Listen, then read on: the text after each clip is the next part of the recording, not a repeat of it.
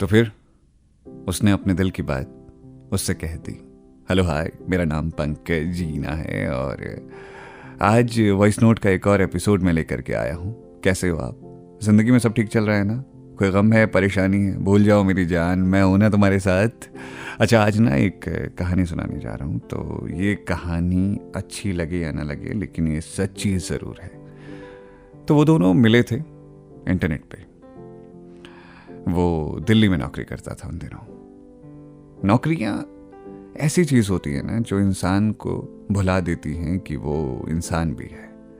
आदमी सिर्फ मशीन बन के रह जाता है। सुबह उठो, डेली के अपने काम से निपट कर ट्रैफिक में फंसो, उसके बाद वही ऑफिस की स्क्रीन, कंप्यूटर की पीपीटी के अंदर के किरदार, लड़ना झगड़ना, मेलबाजियाँ, जिंदगी वहीं पर खत्म। उसकी जिंदगी भी ऐसी चल रही थी। लेट में ऑफिस से आता था, जल्दी निकल जाता था, बॉस से डांट खाता था, मेल पर मेल हर रोज जवाब दिया करता था।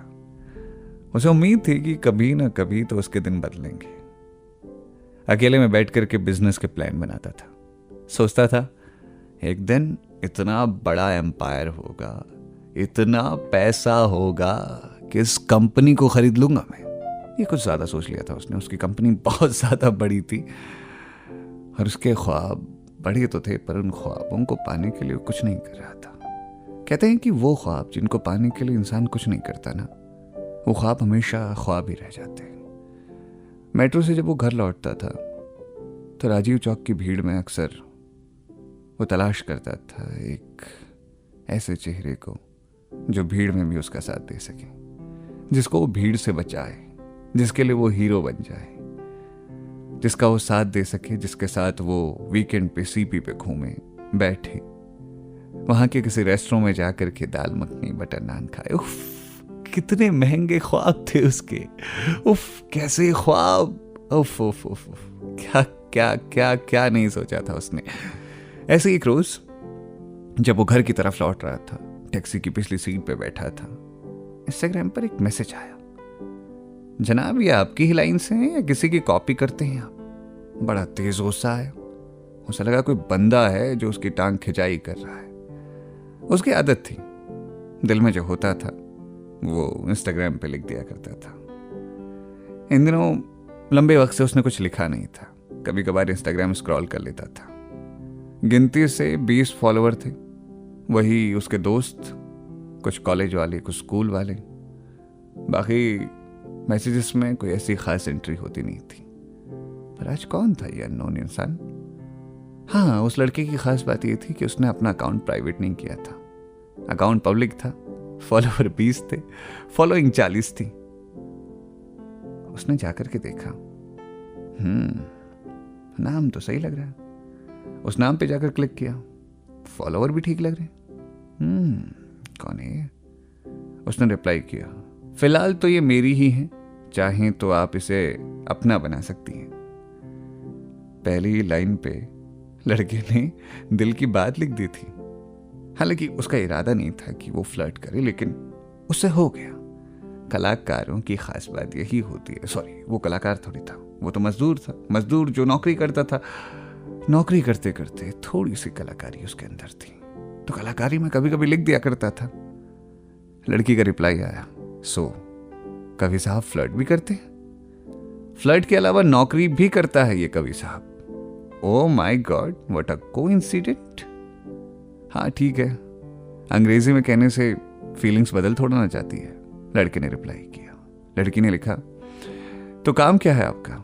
वही, दुनिया के हर बोरिंग काम की तरह मैं भी वही काम करता हूं। अरे वो बोरिंग काम है क्या, ये बताओगे? मैं सॉफ्टवेयर इंजीनियर हूं। सॉफ्टवेयर इंजीनियर थोड़ा कॉमन नहीं हो गया? इसीलिए कह रहा था ना, दुनिया के सभी बोरिंग कामों की तरह मेरा भी काम बोरिंग है। दुनिया के सारे काम बोरिंग नहीं होते मिस्टर। नहीं होते होंगे, पता नहीं। इस तरीके से उनकी लंबी बातें चलती रही। अगली सुबह लड़का जब ऑफिस जा रहा था, उससे पहले उसने अपना नोटपैड निकाला और लिखना शुरू किया। अनजाने में यूं मुलाकात हुई किसी से, रात भर इंटरनेट पर बात हुई उनसे। वो पूछते रहे सवाल, हम देते रहे जवाब। न जाने कैसी पर खूबसूरत मुलाकात हुई उनसे। लड़के ने लिख करके पोस्ट कर दिया। दोपहर के वक्त में फिर से उसके इनबॉक्स पर एक मैसेज ने दस्तक दी। तो जनाब लाइव भी लिख लेते हैं। लाइव भी लिख लेते हैं मतलब ये मेरे लिए लिखा होगा ना? नहीं, दुनिया में और भी लोग हैं और लोगों के लिए भी मैं लिखता हूँ। मुझे लगा आपने मेरे लिए लिखा है, आपको इतना लगना नहीं चाहिए। लड़के ने रिप्लाई दिया। लड़का लड़की की ये बातें लगातार चलती जा रही थी। दोनों की मीठी नोक झोंक भी चल रही थी। अब तक वो बस लड़की का नाम जानता था, ये नहीं जानता था कि उसका शहर कौन सा है। उसे लगा कि लड़की अगर बात कर रही है तो दिल्ली से ही होगी। उसने पूछा, तो दिल्ली में क्या चीज पसंद है आपको? लड़की ने बताया, गालिब की हवेली। लड़के को लगा, ये गालिब की हवेली ये क्यों पसंद कर रही है? उसने रिप्लाई दिया, ओह वेरी नाइस। लड़की ने रिप्लाई दिया, थैंक्स। वैसे सीपी आती हैं आप? उधर से जवाब आया, कभी कभार, जब कभी दिल्ली आना होता है। ओ, तो आप दिल्ली से नहीं हैं? जी नहीं, मैं दिल्ली से नहीं हूं। आप दिल्ली से ही हैं? लड़की ने पूछा। अब दिल्ली का हो गया हूं, वैसे तो कानपुर से हूं। कानपुर सुना है बहुत खूबसूरत शहर है। सही कह रही है, खूबसूरत शहर है और अपना शहर तो प्यारा लगता ही है, पर दिल्ली ज्यादा खूबसूरत है। देखिए, आप एक तरह की बातें करें, आपको दिल्ली अच्छा लग रहा है या कानपुर अच्छा लग रहा है?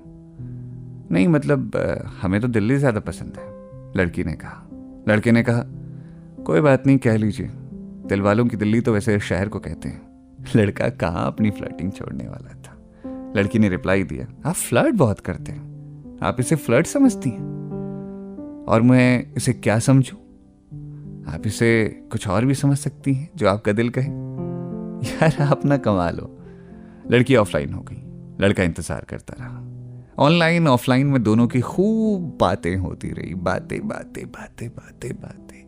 चैट बॉक्स भरने लगा। अब तक लड़के को पता चल चुका था कि लड़की को कौन सा गाना पसंद है और लड़के को तो वो गाना पसंद था जो लड़की को पसंद था। वैसे भी लड़कों की बहुत ज्यादा पसंद नहीं होती, वो हाँ में हाँ मिलाने का काम करते हैं। अक्सर लड़कों को रंग पसंद नहीं आते, उनको बस लाल नीले काले हरे पसंद होते हैं। उस लड़के को भी इतने ही पसंद थे। हाँ, एक चीज में दोनों की चॉइस मिलती थी कि दोनों चांद से प्यार करते थे। दोनों चांद के सामने बैठ कर के सुनते थे, लग जा गले कि फिर ये हंसी रात हो न हो। एक रोज लड़की ने ये वॉइस नोट में गाना रिकॉर्ड करके भेजा। लड़के ने रिप्लाई दिया, शायद फिर से जन्म में मुलाकात हो न हो। दोनों की बातें अब वॉइस नोट में होने लगी। लड़के को उसकी आवाज बहुत पसंद थी, पर उस लड़की ने अपनी कोई तस्वीर नहीं लगाई थी। उसने पूछा, वैसे एक बात पूछना चाह रहा था। हाँ पूछिए। ये फोटो पे यकीन नहीं करती आप या फिर पसंद नहीं है आपको? नहीं, मुझे पसंद नहीं है फोटो लगाना। ओ, तभी मैं कहूं। क्या कहूं? तभी मैं सोचूं कि आपने अभी तक फोटो क्यों नहीं लगाई है। आप फोटो देखना चाहते हैं? मतलब देख लेता, आवाज तो बहुत खूबसूरत है, तो चेहरा भी खूबसूरत होगा। कैसे कह सकते हैं चेहरा भी खूबसूरत होगा? क्योंकि आपकी आवाज बहुत खूबसूरत है, लड़के ने कहा। लड़की ने कहा, अगर चेहरा खूबसूरत नहीं हुआ तो? मुझे तो भी फर्क नहीं पड़ता, मुझे आपसे कोई उम्मीद नहीं है, इसलिए मुझे बस अच्छा लगता है आपसे बातें करना। लड़के ने थोड़ा गंभीर होकर ये बात कही थी और लड़की चैट में ये बात समझ गई थी। लड़की ने कहा, रहने दीजिए, चेहरों पे क्या रखा है। फिर लड़के ने उस पर फोर्स भी नहीं किया, वो चुपचाप रहा। दोनों बातें करते रहे। बातें बनती गई, बढ़ती गई। कभी छोटे मोटे झगड़े होते तो कभी ढेर सारी मोहब्बत बरसती। मोहब्बत मतलब ऐसी मोहब्बत जिसमें दोनों को पता नहीं था कि दोनों मोहब्बत में हैं। पता नहीं क्यों लड़के ने तय कर लिया कि अब इस लड़की से दिल की बात कहनी है, पर उसे फिर डर था कि उसके गिन के 21 फॉलोवर हुए हैं, उनमें से भी एक कम हो जाएगा तो फिर उसकी कविताओं को सुनेगा कौन। पर जिंदगी जब अकेली होती है ना साहब, तब बगावत करने को आपको खूब उकसाती है। लड़के को भी खूब उकसाया गया। मन ही मन वो खुद से खुद को चढ़ाता था, फिर खुद ही गिर जाता था। एक रोज उसने फैसला किया कि वो लिखेगा और अपने दिल की बात कहेगा। फिर उसने कहा शायद मैं अगर लिखूं वो दिल की बात ना समझ पाए तो क्या बात बंद हो जाएगी। लड़के ने इस बात को सोचते हुए वॉइस नोट पे रिकॉर्ड करना शुरू कर दिया और रिकॉर्ड किया। सुनो, मैं नहीं जानता कि हमारे बीच का रिश्ता क्या है। मैं नहीं जानता कि तुम कैसी दिखती हो। तुम्हारी आंखें खूबसूरत हैं, तुम्हारी बातें खूबसूरत हैं, या फिर तुम्हारी ज़बान। इस बारे में भी मुझे नहीं मालूम, पर मैंने तुम्हारी आवाज़ सुनी है और तुम्हारी बातें। तुम्हें परख है मेरी, क्योंकि तुम्हारे होते हुए ही मैंने लिखना शुरू किया। तुम्हारे ठीक ठाक फॉलोअर हैं और मेरे तो गिन के 21। मैं तुम्हारा चेहरा भी नहीं देखना चाहता, इसलिए क्योंकि तुम्हारी आवाज़ ही काफ़ी है। इंटरनेट पे तुम्हारी बहुत सी वीडियोस हैं जिनमें तुमने अपना चेहरा नहीं दिखाया, लेकिन तुम्हारी आवाज़ है। मुझे तुम्हारी आवाज़ से मोहब्बत हो गई है। मैं नहीं जानता कि तुम इसका जवाब दोगी या नहीं, लेकिन हाँ, तुमसे इश्क है। उस शाम लड़की का कोई रिप्लाई नहीं आया। वो बहुत देर तक वेट करता रहा। एक दो मैसेज आए जो दोस्तों के मैसेज थे, पर उस लड़की का मैसेज नहीं था। वो हर एक मैसेज पे अपनी आंखें गड़ा कर रखता और सोचता कि अब उसका मैसेज आएगा, अब उसका मैसेज आएगा। अगली सुबह लड़के के ऑफिस पे कोई मिलने आया था। लड़का रिसेप्शन पर आया तो एक लड़की बैठी थी। ये तो वही लड़की थी जिससे बहुत पहले वो कॉलेज में मिला था। सुरभि और वो बहुत पुराने दोस्त थे। दोनों की दोस्ती खूबसूरत थी, पर कॉलेज में कभी वो अपने दिल की बात सुरभि को नहीं बोल पाया। तो सुरभि इतने दिनों से उस लड़के से बात कर रही थी। लड़के के दिमाग में ख्याल आया। फिर उसे लगा नहीं, सुरभि ऐसे ही ढूंढने आई होगी, पर अपने ऑफिस का एड्रेस तो उसने उसी मैसेज वाली अनजान लड़की को बताया था। सुरभि, तुम इतने दिनों से मुझसे चैट कर रही थी और तुम्हारी आवाज इतनी कैसे बदल सकती है? मतलब कॉलेज में तो थोड़ी अलग थी ना। आदमी जब मैच्योर होता है ना, वो बहुत कुछ नया सीख जाता है। सुरभि ने कहा, मैं जानती थी कि तुम बात अधूरी छोड़कर गए थे और इसीलिए कॉलेज के इतने सालों के बाद मैंने तुमसे बात करनी शुरू की। इतने सालों के बाद तुम्हें तलाशने के बाद सोचा कि तुमसे बात करके तुमसे वो बात बुलवाई जाए जिसे तुम अधूरा छोड़कर चले गए थे। पता है, तुम मेरे साथ जब रहते थे कॉलेज में तो ऐसा लगता था कि सब कुछ अच्छा है, पर तुमने कभी हिम्मत नहीं की। इश्क मुझे भी था, मैंने भी कभी नहीं कहा। लेकिन याद रखो बुद्धू, कोई हसीना पहले कदम नहीं बढ़ाती। तो कॉफी शॉप पे इंतजार कर रही हूं तुम्हारा। चाहो तो कुछ देर का गैप लेके आ सकते हो। हाँ, सुरभि और वो तकरीबन 10 सालों के बाद दोबारा मिल रहे थे। कॉलेज खत्म होने के बाद यादें धुतली हो चुकी थी, पर आज मोहब्बत दोबारा से मिल रही थी।